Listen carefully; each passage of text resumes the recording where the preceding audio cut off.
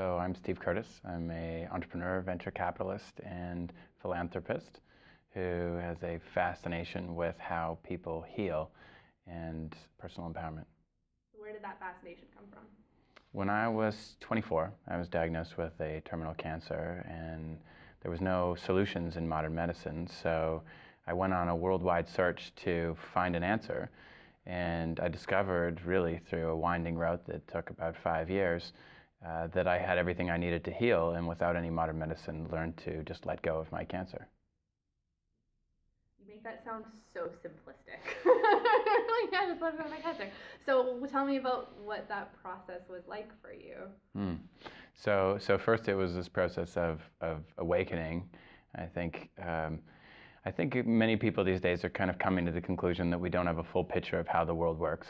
Many of us have heard Noam Chomsky's name or read some of his work, and his bold statements at a major Ivy League university to say something like that the average American does not receive the information that they need to actually understand how the world works. Once upon a time, when the media had control of information, was a profound shift. Now I think we know that. You just get on YouTube and ask a question, and you learn that there are people that actually own money. It's not the government. And so you see this cascading hierarchy of how control is implemented in society. And so we walk around with boxes on our head. Some people have very small boxes, kind of like those horses that they used to have in Central Park with the blinders over their eyes. And some people have bigger boxes. And so here at our conference with Psychedelic Medicine, we have people that ask questions, because psychedelics empower us to ask questions, to think about things differently, to expand our philosophy. And for me, in the healing journey, it was first understanding that what I was told was not actually true. You have a cancer. It is stage 4. There is no cure. You will die in 2 to 3 years, and we're working on new drugs, and maybe we'll come up with something. Good luck. So we call that a nocebo. The nocebo is you're going to die, and surprisingly, people die. If a doctor with a lab coat tells someone they're going to die, they actually have died, and they can get very close to death. So nocebo. Placebo is the opposite, which is you're going to live, and that works really well too. Depending on how much you believe in it, which is kind of the core essence. So I needed to stop believing the nocebo and shift into something else. And I went on an adventure to talk to various spiritual leaders around the planet, oncologists, immunologists, psychologists, all kinds of different people from different walks of life that have sort of embraced this truth that humans have the natural healing ability to pretty much heal anything. So yeah, it's so fascinating. I read this super interesting article in National Geographic a couple months ago about the power of the mind in society's healing and our inherent ability to heal ourselves, and this is becoming more and more apparent, and explored very much through the placebo effect, but there's still that disconnect of where you can get to the healing without that placebo. So from that perspective, so how much do you think in your own healing journey it's been like plant medicines and psychedelics? How much of it has been you learning how to use your own mind as a tool for healing? So I definitely don't think of mind-body medicine. I think of mind-body-spirit medicine. And I think spirit is this part of us that knows that we are connected to something greater. Not in a way that it is an abstract thing that we have to go to church and kneel and pray and pay our dues, but in something that's available to us in any moment that is a connection to the divine, that says, I have a terminal cancer. No, I don't have a terminal cancer.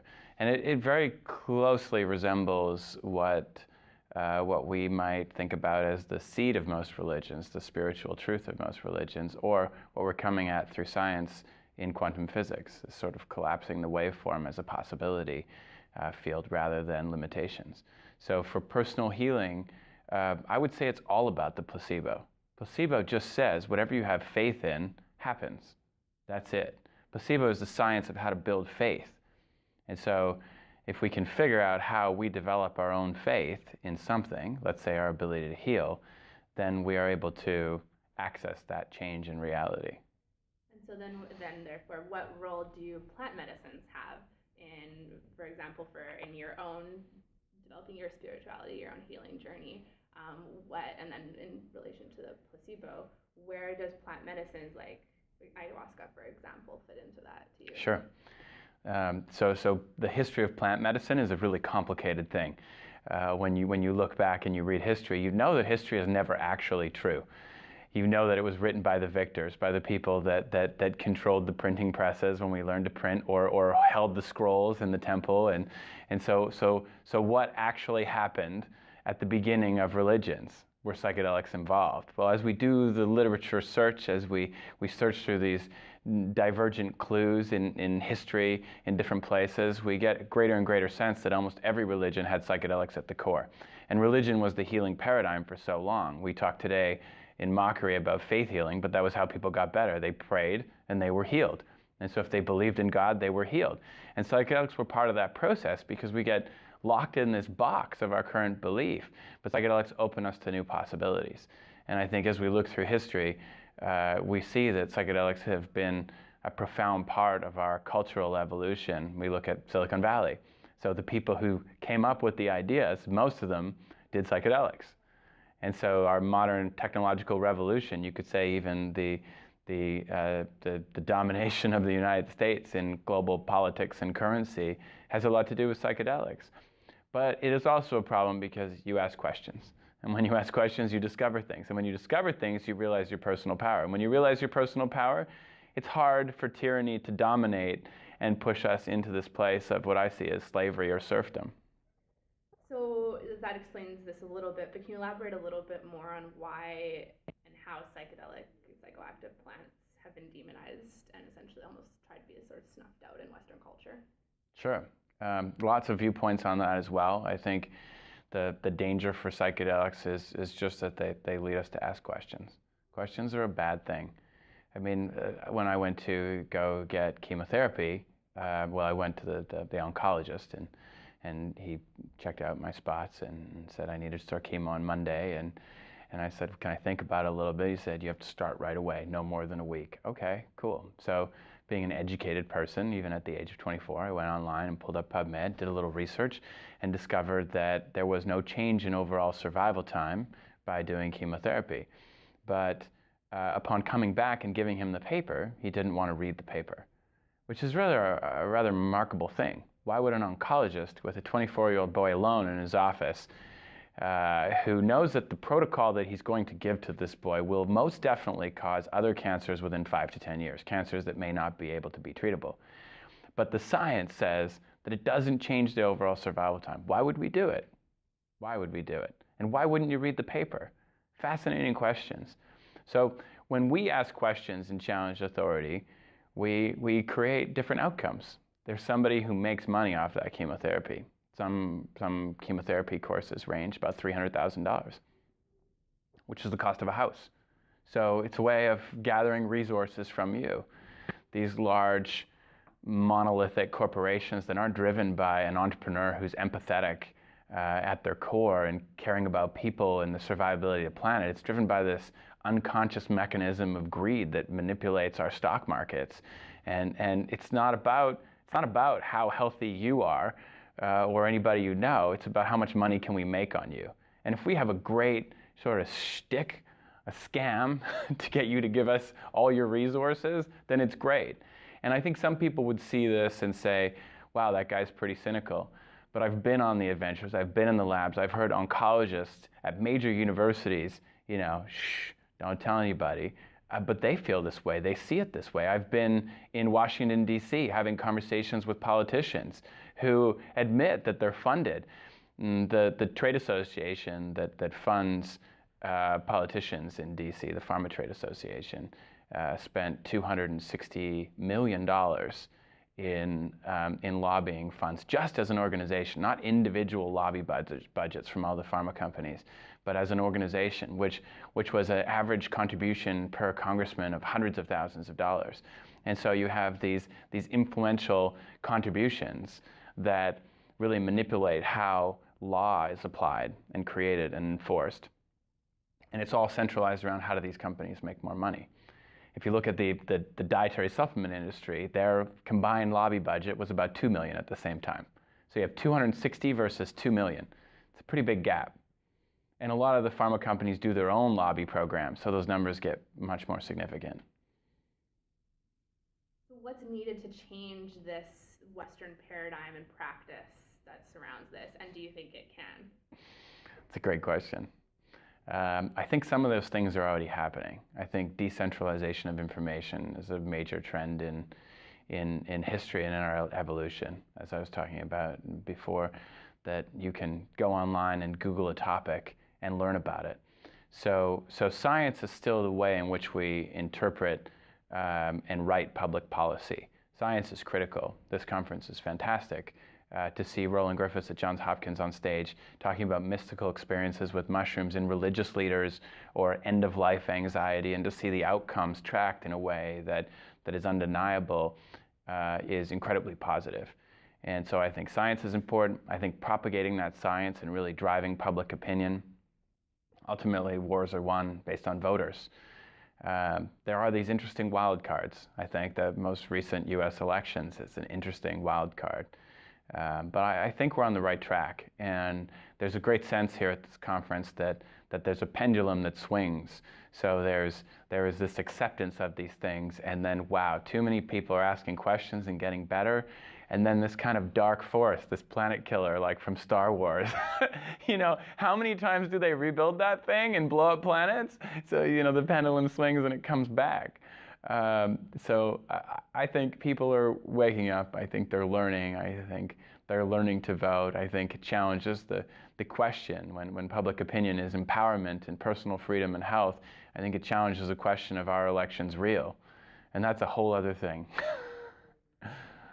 So yeah, this conference is really interesting because, of course, it's the science behind psychedelics. But for me, on a personal level, psychedelics have been largely spiritual in nature. While it's an interesting like scientific component, so it's interesting because you have like scientists coming here. You also have kind of spiritual leaders at the same time who are able to use this scientific technology. So I really think eventually like science is going to meet our concept of spirituality. Do you agree with that? And if so, where are we at? What world, like where, especially this conference, do you think that we're getting closer to that?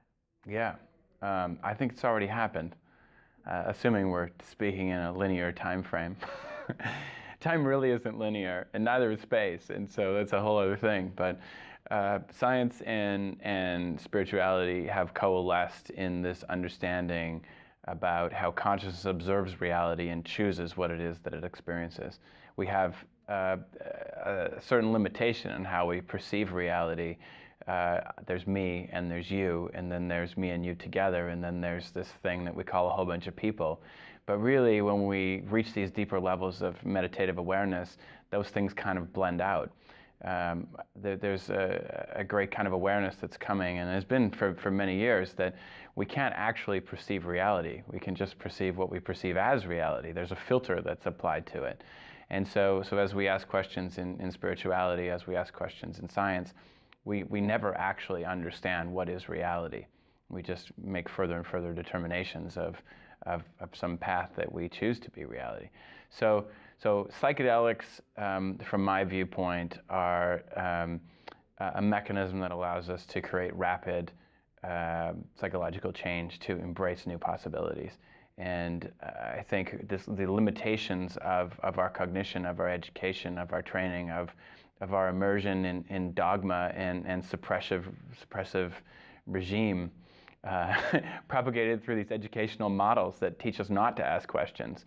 I think these things are disrupted by psychedelics, and they unlock whatever possibilities we want, whether it's advancing our ability to deal with rapid technological innovation towards a technological singularity, say, or whether it's evoking natural healing mechanisms, or whether it's developing greater forms of empathy that ultimately give us a better chance at surviving.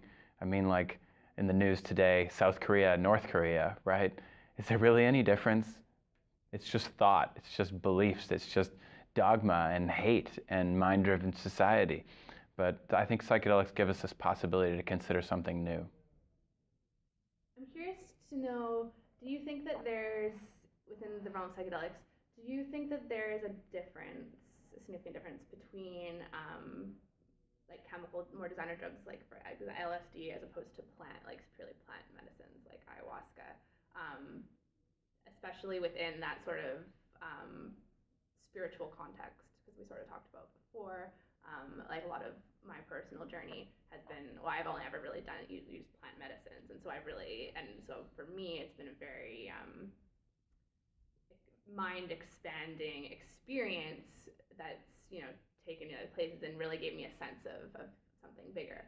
But I've talked to a lot of people too that believe that it doesn't matter, every different psychedelics are going to do different things for different people. Everyone's going to get from them what they need. Do you think that plant medicines, psychedelics in particular, are superior, any different, have something different to offer from psychedelics like LSD, MDMA, etc.? I think it's a great question. I'm very passionate about plant medicine because I think that it helps us to understand our roots and our ecosystems, and at least for the time being, we're trapped on this planet, and so we better take care of it. And so realizing that biodiversity includes solutions to the world's greatest challenges is a beautiful insight. And plant-based psychedelics leave you with this inescapable awe for the power of nature to coalesce and co-evolve with human consciousness. I think there were a lot of insights that can come from human-created molecules too. And while I haven't in the past been a big fan of them, I think the science today is showing some pretty stunning outcomes in terms of how they treat human pain. Say the MDMA studies by Rick Doblin. These are fantastic. The outcomes are amazing, and I think that it's important to evaluate those as well. Do you believe that plant-based medicines, psychedelic medicines, do you think that they have a crucial component in changing our current, the course we're sort of set on right now, because it's pretty terrifying in a lot of different ways, between environmental issues and the existing power structures that essentially have a huge monopoly on the world? Do you think that, if you believe in the spirits of plant medicines, do you believe they have a purpose and a place in affecting our evolution as a species? Yeah. There's a great book by Gary Zukav he wrote in the 70s called Dancing Woolly Masters. And in this book, he asked the question, what is life? And I'm paraphrasing here, but it's something about unpredictable biological systems. He talks about, you don't exactly know what I'm going to say next. If a plant is growing, you don't know if it's going to go left or right or where the leaves are going to come out. And so he asks you, is a human alive? Yes. Is a plant alive? Yes. What about a rock? Well, no, a rock's not alive. Well, what happens if you watch rocks over 10,000 years or 1,000,000 years? Would you say they're alive? Well, kind of, yeah. What's to say that a rock is not alive? In some very interesting labs around the world, we're doing work to understand, are particles alive?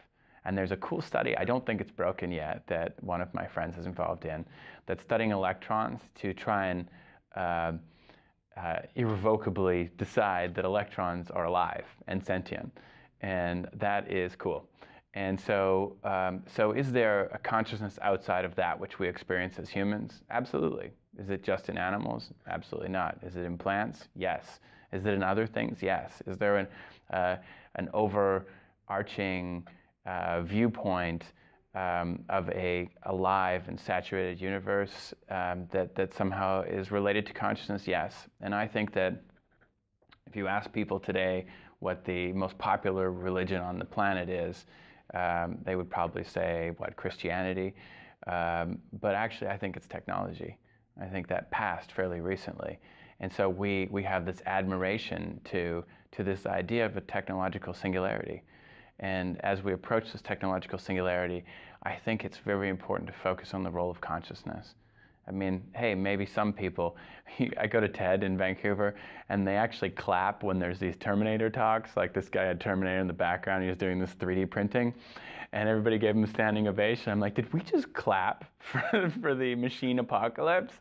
What's everybody thinking? And I'm depressed for weeks after. But as we watch the edge of technology, we see that some of that technology is helping us to discover these innate abilities we have to modulate the universe itself. It is now clear through science that we are able to move our conscious perception through space-time. We can see the future. And also that we are able to affect the behavior of both photons and electrons in systems that have outcomes. So we can change the color of light by changing the behavior of electrons without touching them, without having anything strapped up to us, just through this innate quantum waveform capability, possibility thing, which is actually what we have read in our spiritual texts for so long. But as we start to quantify ourselves, we get to find these things.